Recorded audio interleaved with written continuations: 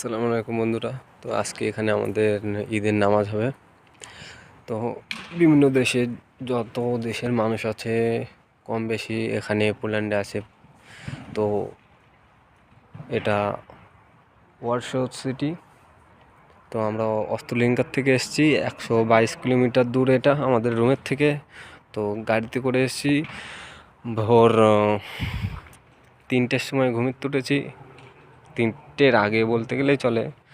ঘুমিতে উঠেছি, উঠে স্নান ধিনান করে বিরাস করে স্নান ধিনান করে অষ্টমীর কাজ ছেড়ে স্নান করে উজু করে আল্লাহর নাম করে ইনশাল্লাহ বাড়িতে বেরিয়েছিলাম। তো এসে পৌঁছে গিয়েছি ভালোভাবে ইনশাল্লাহ। তো এখানে নামাজ হবে, তো দেখতে পাচ্ছ এখানে যাই না এখানে কি নিয়ে আসছে।